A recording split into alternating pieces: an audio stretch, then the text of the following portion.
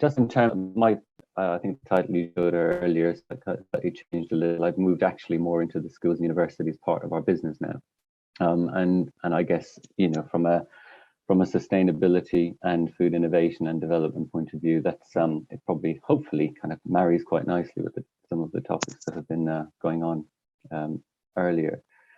In terms of title for this short presentation, really it's around future fayre, and just looking a bit more into some of what you were talking about around the content and what sits behind some of the philosophies around food and nutrition and health and well-being, and the food itself. And I think just from my point of view, I've been a chef and remain a chef at heart all the way through my career. So, and I'm lucky to be able to touch on a lot of parts of the industry, right through from, and again, I think Suzanne, you picked up on it on your presentation around the kind of not just life skill but career paths that are available, and one way or the other, whatever part we play in the food industry, we touch on all those other parts. So we're very connected to each other and very reliant on each other as well, and that should bring quite a lot of information. And I was just thinking when we were putting this together, really, just we're all still even this week, lots of things we've been doing over the working week. We're all still involved in trying to understand how we work today, what's happened to us all over the last year and a half, and what it's starting to look like as we think we're coming out of the situation we've been in, into a world that's definitely moved on and definitely changed, and we've all changed with it. One thing that I certainly find is that because we've had to change at speed, some of the things I guess we spoke about, in the industry over the last couple of years have moved at speed.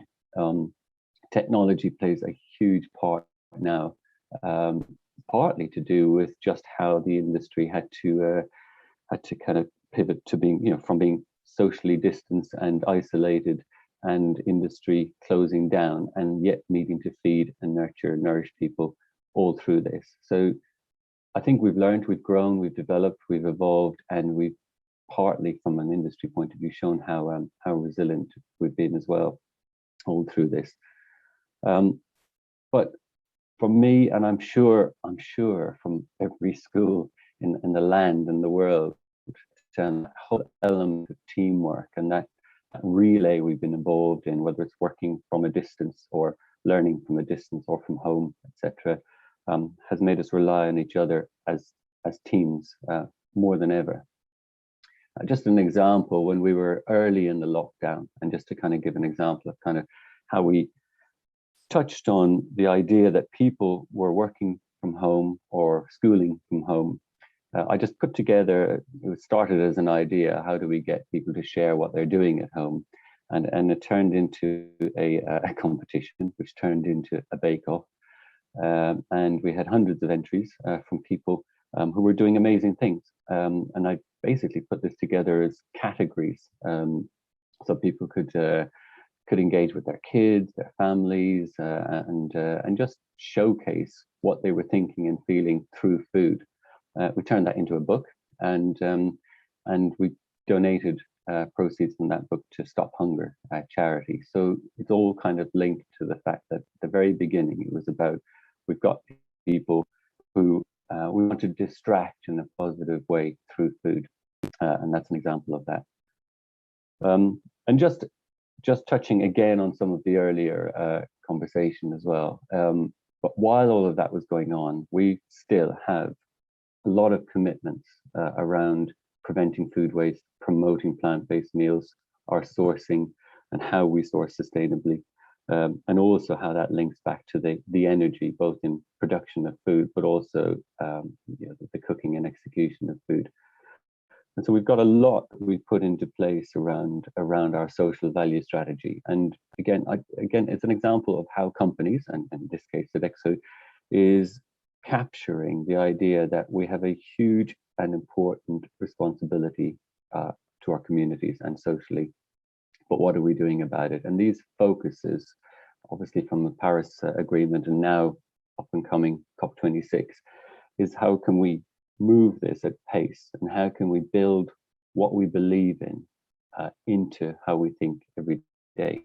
And just, I guess, as a pointer to that, the recipes, menus, and food offers that we're developing have all of this in mind. You know, how do we create dishes that reduce or remove food waste? How do we manage that, and how do we reduce that and become better at what we do and change the behaviors of ourselves and students or customers as we do it? Again, just touching on that social value piece, we focus on 4 different areas. One is our planet. So again, how are we reducing our carbon footprint, our obviously heading towards net zero carbon, and reducing all of those elements that we want to reduce to improve what we do and what we stand for, and take our place as responsible producers and companies and suppliers. Our people as well. It's just around, again, very, very core to today, but you know, about what we do about healthy lifestyles and providing those tools, those foods, that information. And part of that comes from making sure that our people, our chefs, and I know a lot of the conversation today is around students and how to share a huge amount of information to students that has to be considered as they go forward in their lives, but also people already in the industry are having to change, and we have to make sure that we make sure they have the skills, and that they then pass those skills on and use those skills as part of how they think about food and producing food. The places we operate in, again, a third pillar, but again, you know, what we do in our communities and what we do in our environments, and then the partners that we have. Again, you know, the idea here that we have relationships with producers, with growers, with farmers, with NGOs right across the world, but how can we work together, and how can we lean on their expertise to influence us, and vice versa? That just gave you an idea, kind of some of the social value. Here's a more realistic, recent initiative. We Wasteful to Tasteful. Essentially, this is looking at how do we help to reduce food waste from the farm gate. So we're working with a cooperative of farmers to take their surplus or wonky fruit and veg and divert it into our business. And we, pre-COVID, just under a year of working with the Wasteful to Tasteful team on this, we managed to divert 120 tons of vegetables mainly, and some fruits from these farms. And now we're re-engaging again. We're going right back to it, because I think, and we believe that that was just scratching the surface. There's a huge amount of produce that is grown that might be slightly outsized or oversized, or simply too much for supermarkets and for industry to take perfectly imperfect or simply perfect produce that we can excite people with. Our people first. How do we create exciting seasonal recipes with ingredients that could have gone to waste? And then how do we tell people that are consuming that this is what's happening, and make them feel better about the fact that they, by their actions, whether it's how they produce food or how they purchase food or take up dishes, are also playing into that and reducing food waste. So it's an exciting initiative, and we're getting ready to launch that again. And again, just on collaborations, you know, from a I guess a teaching skills, food skills in the classroom, there's a natural opportunity, whether there's an in-house caterer or a caterer within a school environment, to work closer together with the teaching group and to influence teaching lessons. And here you've got, you know, where naturally chefs love to come in and talk to young people.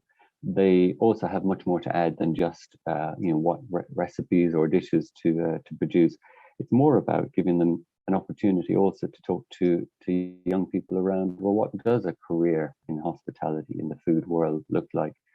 their own story, and everybody has a great story when they're asked. So to share those stories, and over time to invite, whether it's chefs, whether it's producers, whether it's Meet the Farmer, to get a better understanding from a real life person with their own particular story, to help build that bigger story for people, particularly when they're starting to come to the idea of a career themselves.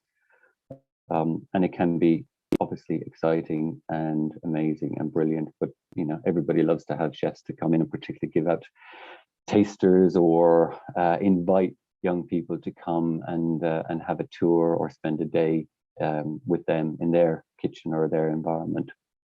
And of course, it's also linking that environmental piece. If we are trying to produce food that is better for young people, in this case, we need to also be part of the team so that we can have that collaboration and that handoff to make sure that we're linking the curriculum. And I think, as somebody said earlier, linking the curriculum and the canteen or the food production on site, and feeding those messages in. So if you're teaching about sustainable eating and balanced diets and nutrition, etc., that we follow that through, and students can see that actually being delivered on site.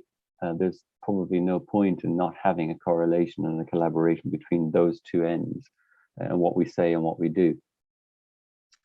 It's also touching on core skills. So again, where we have our chefs and our cooks on site, being part of that lesson plan, being part of that, dropping in and showing some basic skills or bringing some food into the classroom so kids can see that before they actually see it again, produced or finished. And also, of course, talking about opportunities, and a huge area around this is definitely apprenticeships and professional development, and giving people an idea of where they could start and where they could end, and the genuine element that the world's their oyster. It's often true. We've got so many examples in the industry of people who have succeeded beyond the realms of what they probably set out to do in their own minds when they started their careers. An example Louise used a little while ago was Future Chef. Again, I think this is a brilliant example of a program which is now 21 years old. It gets thousands upon thousands. I think 16,000 young people took part 2 years ago, pre-COVID, across nearly 600 schools. And again, the experience of everybody involved, so from the teaching communities to the kids themselves to the local chef judges and mentors, and then as you get more towards that final element, 12 regional finalists, and the experience their parents and their wider families have, you can't beat. It's just phenomenal. And we've got so many records over 20 years of people having stepped into the industry or simply having a life skill and a memory that was absolutely fantastic in their early years. The criteria, though, what sits behind this is evolving and changing. So it's about reflecting modern trends. It's evolving and also touching on plant-based foods, alternative ingredients, and getting young people to engage through Future Chef by way of the curriculum and making sure that that's linked as well. And that's why we and the schools team are on that committee with us to make sure that we're all guiding each other and keeping this as current as it should be. But also, it's nationally recognised and nationally respected, and it's inclusive. This is a competition that makes sure that it's diverse in its nature, and then it captures that diverse range of students that are across the country, across all those hundreds and hundreds of schools. And it also how to help people understand those next steps. So there's a lot of online toolkits for both teachers and students within Springboard's Future Chef. And it starts to look now more and more about pointing people towards platforms that allow them to understand, well, what does the next step if I'm interested in becoming a chef or getting into the hospitality industry, front of house or back of house, what does that start to look like? And particularly, I think, for parents, to give them a better understanding of what that looks like on behalf of their child. So it's a very, very successful area. And just again, going into that sustainable eating and side of things, in terms, we've just started a little plant-based finer diner. This is a collaboration with the WWF, and again, it's about helping young people understand what a balanced, whole food, wholesome diet looks like, and encouraging them through education, through teachers' toolkits, and through what they see in that refectory or canteen on the plate, and helping them to make choices around plant-based dishes, which are typically meat associated with meat-based dishes, so wraps and tacos and falafels and that kind of dish, but they're whole foods, and they're linked to the Future 50 Foods program, which is around the world's most 50 most sustainable ingredients. David, I'm just going to give you your 2-minute warning. Thank you. Again, just I know that the plan was touched on, but again, I think it's up to us as well as an industry, certainly, to make sure that we embrace this plan. This is a great to have a direction of travel for a healthier country, and introducing more direction and more collaboration between government, which can be lobbied, and as Suzanne said about lobbying young people, having an influence on government, and getting those important issues out there and making sure that change can happen with their support. I think Ewan touched on influencers, but again, I think just as we're developing food and food offers, we should bear in mind that influencers for young people are important, because that's why they're influencers, and actually possibly using some of the more positive influences to make sure that that we can come up with ideas and suggestions around food and food lessons for the future. And here's just a few examples. We were working on the Headmasters Conference at Celtic Manor this week, and as you can see, a few pictures there, but they're actually plant-based alternatives. So there's pickled vegetable gardens, there's chia seed and cacao pots, there's a little on the bottom right, you've got a vegan marshmallow that's sitting on a pumpkin and tofu cream, and in the center, what looks like strips of beef is actually an alternative beef protein, and also vegan profiteroles. So it just gives you an idea of the kind of dishes and the kind of things that can be introduced to give people food for thought. And that very last bit really is just about schools and collaboration, working with chefs and foodies for ideas and food lessons, making food and healthy food particularly cool and genuinely cool, so that the kids and students can really kind of embrace that idea. And maybe, and something we tried earlier this year on another competition, but inviting people to design a dish that sums them up as a person, and it really captures their own background and their ethnic origins and family origins, the things that influence them, and really just around making sure that we are all focusing on more vegetarian, plant-based and whole foods. And I guess something for food lessons as well is just that menu language. You know, everybody reacts well or not so well to how a dish is described, because they're visualizing something. So actually, if it's done in a way that makes it sound exciting and fun, there are ways of doing that with the same ingredients, but putting those wording in order and just seeing and testing that and seeing which dishes young people are likely to choose or avoid based on the title of that dish.